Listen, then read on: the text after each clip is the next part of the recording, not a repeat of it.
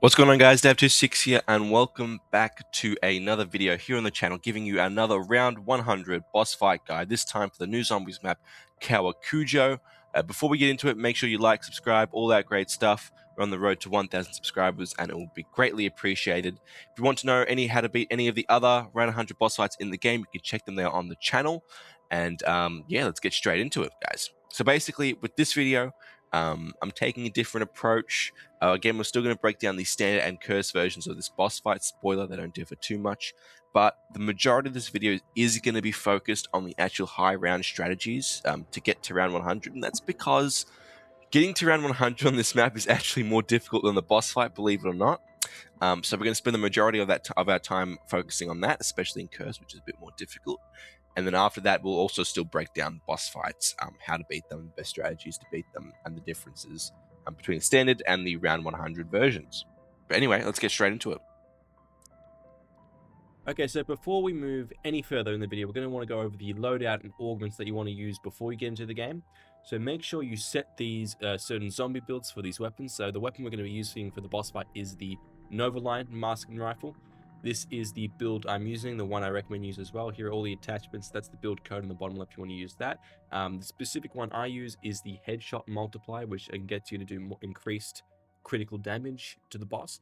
If the recoil, however, is too much on this weapon with that, you should probably switch it out for the damage, range, and bullet velocity barrel instead.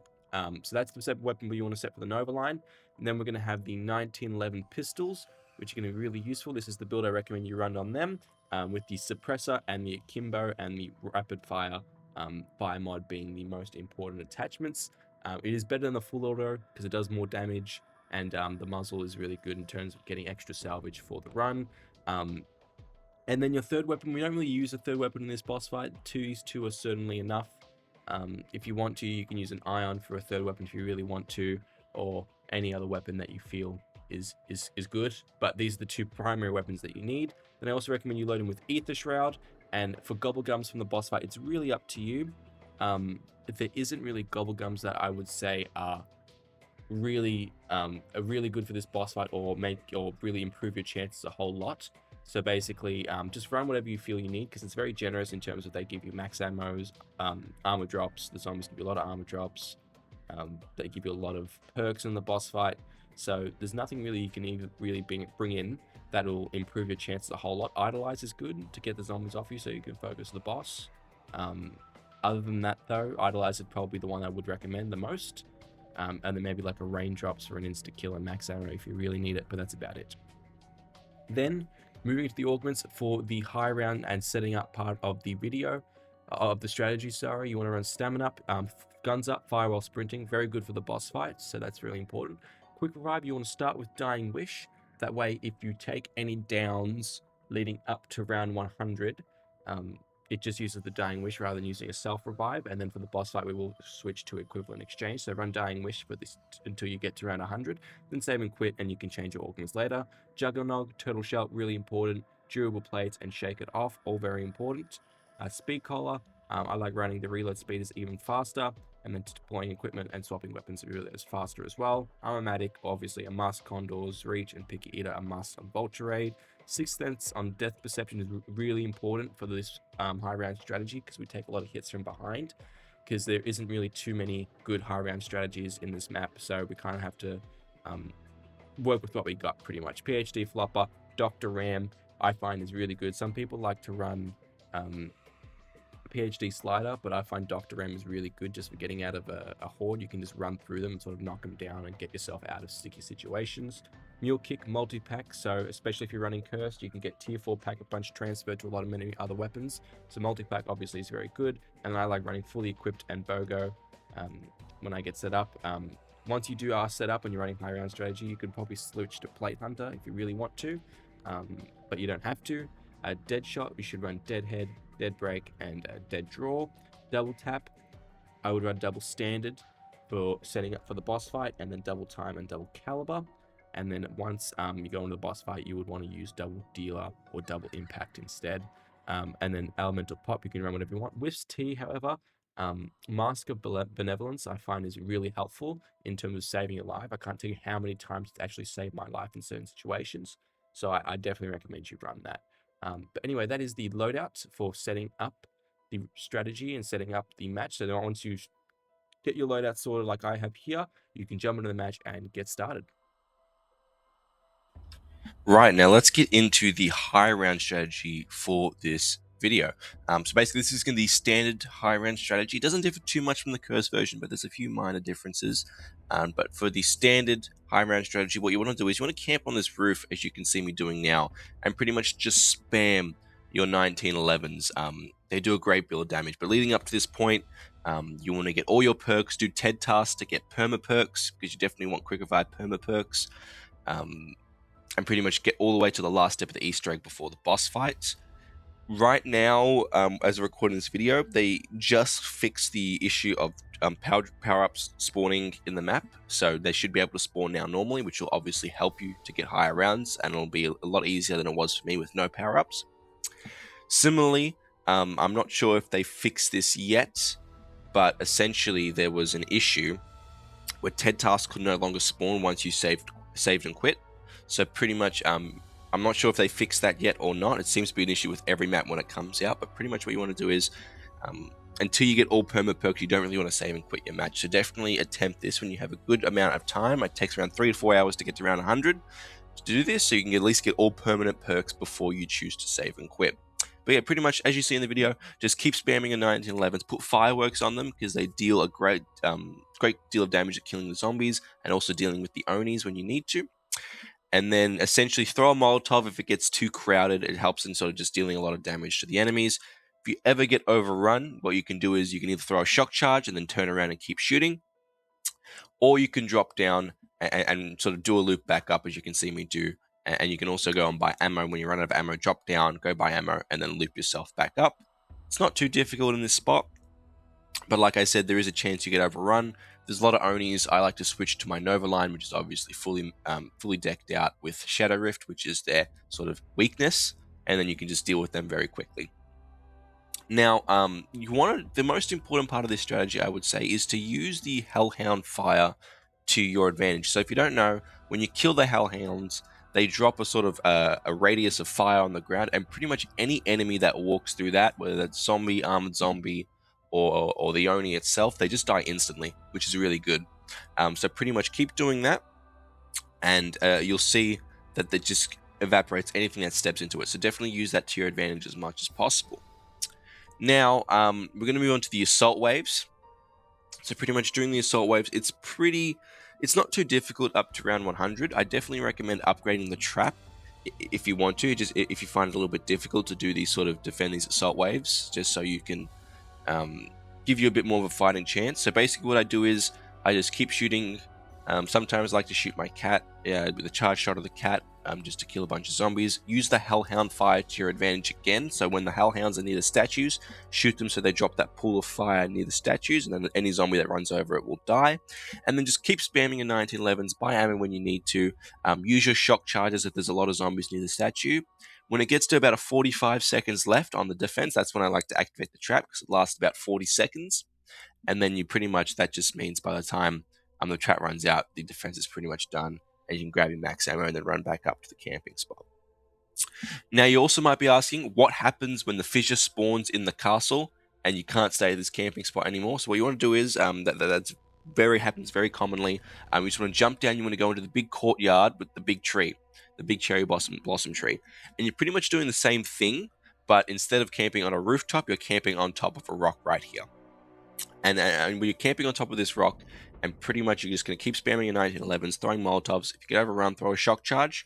If there's ever too many zombies or you're taking a lot of damage, turn around so they hit the back of your turtle shell. Sorry, I forgot to mention that. Do that in the rooftop strat as well. If you're taking too much damage, turn around so your turtle shell takes a lot of the damage. If you ever find yourself you have no reserve plates, that's when you jump down and you sort of just do a loop back up. There should be plates waiting for you when you sort of loop back down and go back up to the spot. But anyway, you stand on this rock, keep shooting your 1911s, hopefully fireworks. The Hellhound fire does most of the carrying. When you find you have no reserve plates left, drop back down, sort of maneuver around these zombies, go buy yourself some ammo, activate the trap because it's free. That'll do a lot of killing, a lot of extra killing, and then just go jump back up on the rock, collect the plates on the ground, and pretty much continue. It's not the best strategy. The one on the roof is definitely much safer and much better, but while the fissure is there, you can definitely progress a couple rounds down here, which isn't too bad. But anyway, yeah, pretty much that's the high round strategy. It's not the easiest. I actually think in my run I took maybe a down or two doing this strategy, but luckily I had the quick revive Dying Wish, which is why I said we're going to run Dying Wish for the high round strategy, equivalent exchange for the boss fight, which pretty much just make sure we have 3 revives for the boss fight just in case. You probably don't need them, but just in case. But yeah, the high round strategy is definitely the hardest part of this challenge. So definitely, if you can get the strategy down pat, there probably are better strategies out there. This is just the ones I used when the map released that seemed to do pretty well. So if you give them a shot, I don't see why you'll have any issues either. Sorry, this is just me in post adding this in. I just want to mention, don't be afraid to spam your 1911s. And don't be afraid you're going to run out of points, because during this strategy, if you do employ everything that I said, we utilize the fire, the fireworks, you should still theoretically make points. I think I started this strategy on around 100,000 points and I ended around 300,000. So you should still be making money while doing this. So don't be afraid to use all your ammo. You actually do need to spam in order to do enough damage to stay alive. So if you don't do that, you could go down. So definitely spam your 1911s. Another thing I'd like to mention is in these strategies, you can have Rampage and Inducer on. I thought it was actually okay with them on. But if you find you're taking a few downs, the sprinting armored zombies is a bit too much, especially if you're down in the courtyard. Maybe around 60, you want to turn the Rampage Inducer off. I did find, however, though, after around 80, it does get a bit too chaotic with it on. So definitely by around 80, I'd say turn it off. But if you want to use it even further, or even all the way up to 100, you can do that as well. Okay, so once you've reached round 100 and you have save quit, there's just some augments we want to change before you actually go into the boss fight. That's just going to help your chances of succeeding. So first off, even if you haven't really used your Dying Wishes, you want to switch to equivalent exchange. That's because especially with the 1911s, they're going to be a lot more helpful at sort of getting revived really quickly, especially if you don't have quick revive as an eternal perk. If you have Dying Wish, it will actually use the quick revive up, whereas if you have equivalent exchange, it actually won't use it, even if it's not an eternal perk. So definitely the way to go. And then essentially after that, there is Meal Kick. You want to swap your multi-pack to Free Throw, and you want to swap BOGO to Plate Hunter. And then on double tap, you pretty much want to switch double standard for either double impact or double dealer, as I mentioned earlier. I like to run double impact personally, but I find some people also like to double dealer. It's really up to you. It just pretty much means you're dealing more damage to the dragon as you go along, because we're not really dealing no critical shots on him, and I believe they're actually not doubled. And then, yeah, those are all the augments you want to change. You can jump straight back in, and we can get right into the boss fight. Okay, so now we've reached the boss fight, and we're going to go over pretty much the strategies for this boss fight. Now, first we're going to go over the differences, actually. So basically, there isn't too much of a difference between doing this on round 100 or doing this on any other round. The main difference, I'd say, is it activates the cursed version of the boss fight, pretty much, meaning that tornadoes spawn right from the beginning. He shoots fireballs right from the beginning. It's all very intense from the very first phase, whereas regularly it happens a little bit later. So if you're used to the cursed boss fight, you won't actually even notice any differences between the round 100 version and the cursed version. Obviously, besides the round 100 zombies, the round 100 speed, the round 100 damage is all very important. But in terms of the strategy, it's not very difficult. Definitely, like I said, bring in NOVALINE. I know a lot of people have recommended other weapons, but I'm sorry, but the NOVALINE, I've tested other weapons. The NOVALINE is the consistent best weapon to defeating this boss, especially with the fact that it's a war weapon. So it's really easy to get. You don't have to hit the box and just hope you get lucky. But pretty much, when you get in, capture the first flag. You can't do any damage during this first flag capture, unfortunately. Grab the I think it's not Caltheris, it's Vaetherion's Blessing originally. Upgrade any weapons you need to, but I don't think any of those will be helpful, because you should still have everything maxed from your round 100 run. So pretty much, yeah, capture the first flag. Move around. As soon as you only spawn, use either your 1911s you can use to sort of kill them, or you can use your NOVALINE. The NOVALINE's more efficient at killing them. But pretty much grab the flag, capture them, and you can do damage, and you can shoot the dragon in its eyes. So the first phase, I believe you can only shoot the dragon in its eyes. My advice, pretty much in terms of staying alive, besides doing the objective, is to just keep constantly moving. Especially if you see the dragon, if you see the dragon flying around the arena, that means it's pretty much shooting fireballs. So keep moving. Take your time, because you're not timed at all. You're not rushed in any way. So keep constantly moving around the arena in a circular motion.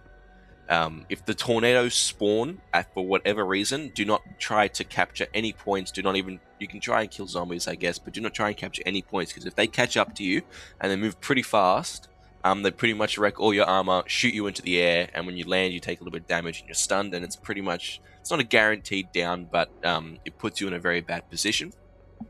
Luckily, if you do run out of plates, the armored zombies spawn, and they actually do drop quite a little bit of plates. So spam your 1911s into a horde that you have, and they should drop 2 or 3 plates for you to grab. Also, make sure you bring Casimirs into this boss fight. They are absolutely fantastic, and don't be afraid to use them, because you do get quite a lot of max ammos. They're ammo crates, so don't be afraid to use your ammo. They're ammo crates in this boss fight, and you do get a lot of max ammos. So honestly, for every capture point, I would use your Casimir device just to protect you a little bit. So obviously in the first phase you have to capture 2 flags. So throw your Casimir devices down when you're capturing the first one, throw it down when you're capturing the second one. It just helps to keep the zombies off you. And then once that invulnerability circle is down, shoot the dragon as much as possible in his eyes using a NOVALINE. Sometimes, I don't know why, he can be so annoying where he just moves around always when you try to do damage to him. There's nothing you can really do to avoid that. You're just getting a little bit unlucky, unfortunately. But once you do enough damage, he'll go immune, and you can move on to the second phase, which has no difference except the fact that you now have to capture 3 flags instead of 2. So pretty much you'll also spawn a max ammo and max armor power drop at the end of the immune phase, which refills your Casimir devices. So pretty much now you want to keep running the same process, but instead of capturing 2 flags, you capture 3 flags. But the difference in the second phase is you can now do damage to his neck and I believe his wing. So you'll find there's a glowing spot on them. So pretty much you want to focus all your damage into those crit spots, his neck and his wing, because they do a significantly more amount of damage than his eyes. I don't know what it is, but if you shoot your NOVALINE into these spots, it does so much damage, it's not even funny. And you can pretty much do the second phase really easily. Once you capture all 3 points, so this is when I actually recommend you grab Dravakar's Blessing, which will give you an autoimmune phase to pretty much just keep damaging the dragon as much as possible. And you can pretty much get this second phase done really easily, which is actually when you need to do the most damage to him. And if you get through this, you should be done with the whole fight. You pretty much should have it.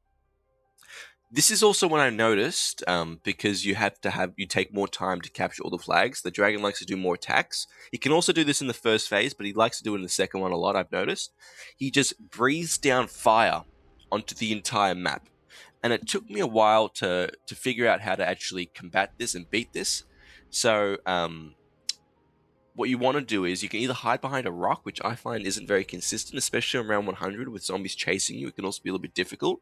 But what you actually want to do is you want to move to the sides of the arena, the complete opposite sides of the arena from when he's blowing down fire. So imagine he's blowing down fire and you're facing him. Then you either want to go to the far left or the far right of where he's blowing fire. And there's a small sort of area where it's not on fire, and you can sort of stand there and just spam your 1911s, or even throw a Casimir if you get overwhelmed, until the fire disappears, and you can go and return to capturing your points. And yeah, so you shouldn't get through the second phase with too much issue. Again, once you do enough damage, he'll go immune, get your max ammo, get your max armor power up, and then you'll move on to the third and final phase, which isn't too much of a difficulty. For whatever point, if you're low or you're about to die, bring in a disciple injection to save your life. I've tested the death machine. I've even tested the rhino score streak. I find they actually just not consistent with their damage on terms of doing damage to the dragon. They can kill enemies quite well, but dealing damage to the dragon is not very good. So I think the disciple injection is probably the best way to go in terms of what to bring into this boss fight. Anyway, third phase, again, it's exactly like the second, capturing 4 points this time. Like I said, make sure you use your Casimir for each defense if you're having trouble sort of training the zombies within while you're capturing. You can run a circle around the capture point and you should be able to sort of defend it, especially with the 1911s. But if you need to throw a Casimir, do that as well. But don't be afraid to use them, because this is the third phase, is when you can actually grab Kaltheris' Blessing, which will also give you refresh your Casimir devices, which pretty much gives you 6 for this phase. So don't be afraid to use them. Once you capture 4 points, you can do your final bit of damage to the dragon, It's actually probably the easiest phase in my opinion. But once you do that, Dragon will be defeated. You'll get the calling card, and you've successfully beaten the Kowakujo boss fight on round 100. Congratulations. So now we're going over the cursed versions of this boss fight. So basically, luckily, there isn't too much, there actually isn't any difference between the cursed and standard version of the round 100 boss fight. It is pretty much just the high round strategy, which is much harder to do and get to round 100 because of the increased health cap of cursed. So luckily, you can still do the same strategies and same boss fight, use the same boss fight breakdown that I put earlier. So we're going to go over it less in this video and more over the actual high round strategy for Cursed. The loadout is the exact same as the one I put in the previous section, so you can refer to that one, and same augment setup as well. And also same high round augment setup as well, and boss fight augment setup. But anyway, let's get into the Cursed relic breakdowns as sort of what relics you can run and also what relics I ran in my game.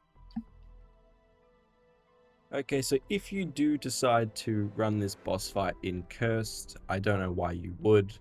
It's much easier in Standard, but if you do decide in Cursed, there are many combinations of relics that you can choose to put on. The ones that I used in my game were the Teddy Bear Relic, Spider Fan Relic, the Dancing Arnie Relic, the Gramophone, and the Dragon Egg Relic. That gets you all the way to Tier 3. Just pretty much want to make sure no matter which relic you choose to run, that you are on Tier 3 of Curse, because in Cursed mode, the health cap of the zombies is raised to 100 instead of 55, which means if you don't have access to Tier 4 Pack-a-Punch, it's going to be really hard to push to round 100. These relics pretty much don't make it too difficult. Round Delay, it's pretty much a free relic. Spider Fang, if you don't really go down, you get your eternal perks. It's not really that big of a deal. Dancing Arnie, randomized perks can pretty much just, when you farm enough points, it's pretty much just bypassed once you have all your points. Bullets deal increased damage for each 2 shots, and it consumes 2 shots when it's used. Look, this relic is a little bit annoying. It's not that really big a deal because you do get increased damage from it as well. So it's not that bad. It's actually good if you're camping with the cat as well, I find. But if you don't want to run that, I'm sure you can run any of the other relics. But that's the one I like to run. And then the Dragon Egg Relic, Elites and Special Zombies and all rounds are randomized, which means instead of just the Oni, you can get Mimics, you can get Double Ghasts, you can get those annoying Neko Pincers, or the Totenrite boss. So you can get pretty much any special enemy in the game. So it's really not that bad. The weapons in the map can really deal with them quite easily. But if you don't want to run any of these relics, you can run whichever ones you're comfortable with, or you can feel you can bypass. The Virile Sphere, where you can carry only 4 perks, can again be bypassed with TED tasks. No self-revive kits can also be bypassed with TED tasks. Less salvage can also be, doesn't make too much of a difference, but salvage is nice to have for like score streaks if you need it. But since the boss fight also gives you an ultra rarity ether tool, more than likely, you probably won't need salvage, so you put this one on as well. Now, the bus relic is probably the only one I would recommend you don't put on, and that's because the dragon moves around quite a lot, and there's a lot of downtime in between shooting him. So if you have the bus relic on, it can make it difficult to do a lot of damage to him and get him through the phase. And then same with with the disabled ammo crates. The NOVALINE uses a lot of ammo, especially if you're running it with the gramophone. So if you're running the Dragon Relic, it can be really difficult to sort of maintain your ammo in the boss fight and actually go on high rounds. So I wouldn't really recommend it whatsoever. But yeah, there's plenty of combinations you can use to run to Tier 3. It's really up to you which you choose to do. But these are the ones I've run in my game, and I found them quite effective. The only one I would probably change is the gramophone, and I'd probably put on the no self-revive one if I had to choose. But yeah, it's completely up to you whichever you guys want to do. I've just added a quick screenshot of all the relics, just pretty much a summary of all the relics I would recommend using versus not using, depending on your playstyle. Like I said, it's totally up to you. The one I've just added is the Mangler helmet, because I sort of just realized in post that since Vaetherion in the boss fight does give you an ultra rarity ether tool and a cataclysmic ether crystal, you don't really need the arsenal machine. It pretty much just means you won't be able to get ammo mods, which isn't too much of a deal. So the Mangler helmet is definitely a suitable option if you want to run that. Now let's start with the actual high round strategy, and no better way to start than with the assault waves. Me personally, in my game, I did find them more difficult than the standard version. Like I said, it's probably due to the increased health cap. But pretty much what I did was I just keep spamming the charge shot at the cat to one at each statue. So one there, one statue, one at the other, one at the other, one at the other, and just back and forth and back and forth. I'd also try to use the fire of the hellhounds to my advantage, and obviously shock charges at all if I needed them. At 45 seconds, activate the trap, and it should be able to finish out the rest of the defense. So if you can get to about a minute to 45 seconds, you should be good.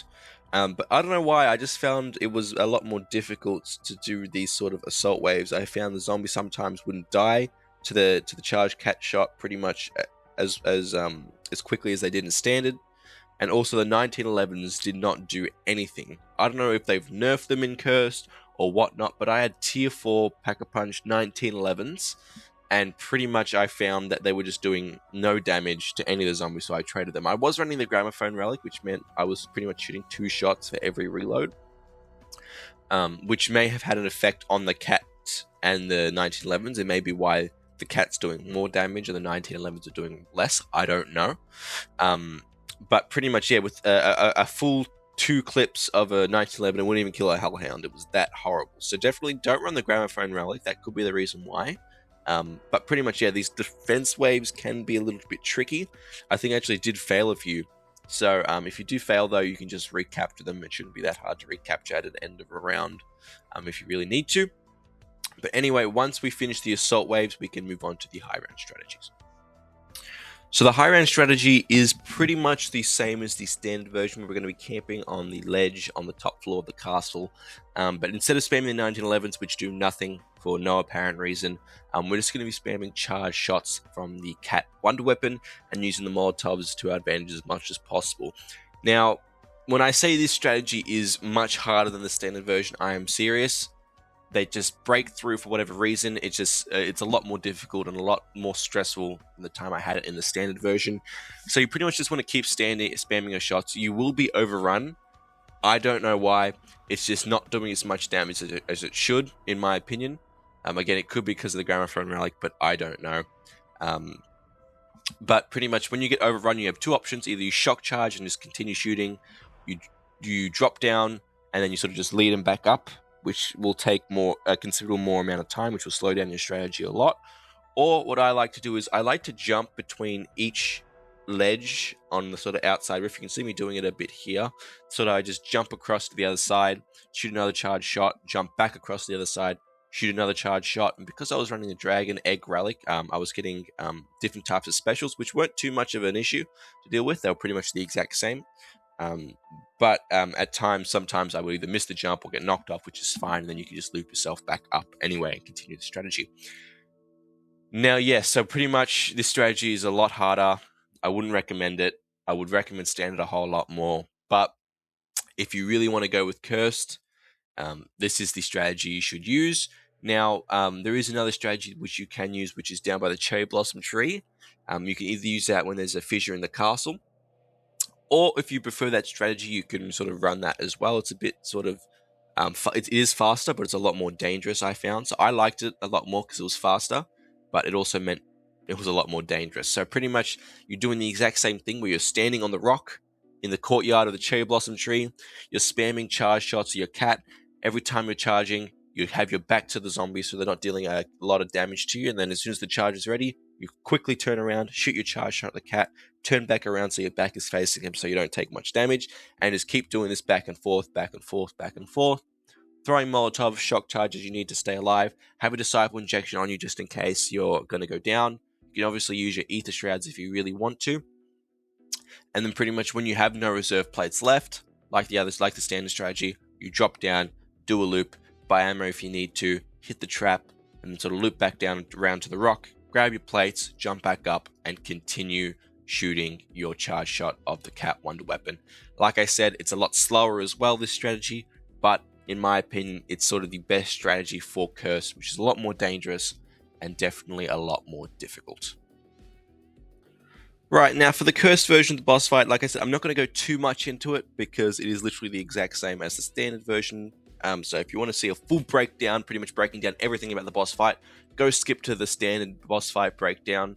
That pretty much goes over everything, except the main difference is this one is you have golden armor, which is a little bit of an advantage, but since the zombies actually drop so many plates, it's actually not that much of an advantage, which is why this is probably on one of the maps where cursed actually isn't as beneficial or as good as standard anyway. So pretty much get Vatharian's Blessing is another tip I have. It pretty much just saves you getting a PAP tier 4 if you don't want to spend that many points. It also gives you a free ultra rarity ether tool. So if you want to run the no arsenal relic, you can use that to get ultra rarity, or you can not upgrade and save your salvage if you really want to. Like I said, I think Disciple Injection is the best score streak to bring in to save your life if you need it. Pretty much capture the flags for the first phase, shoot the eyes. When he goes immune, get your max ammo, use your Casmirs to capture, keep running around. If there's tornadoes, stay away, don't even bother about capturing until they're gone. Watch out for the dragon's fireballs, because if he shoots you and you don't have any armor and he shoots a fireball at you, it's pretty much an insta down. Use the NOVALINE to deal with the Onis. If it has Shadow Rift on it, or even if it doesn't, it deals with them pretty quickly. Without a 1911 though, it's a lot more difficult to deal with the zombies, I'll say. You pretty much have to train them around a bit more. So maybe my game was bugged for whatever reason, the 1911s weren't good, but the 1911s are still good in your game, make sure you utilize them. But for me, they weren't good, so I traded them out. So you pretty much just have to train the zombies rather than kill them. You can use your Cat Wonder weapon to deal with them as much as possible. Second stage, capture. Shoot the neck or the wing, whichever is glowing. Get Dravakar's Blessing. Finish that second phase nice and easy. Then third phase, do the captures. Grab Galtheros' Blessing and finish the boss fight. It isn't too difficult. It shouldn't be that difficult for you guys.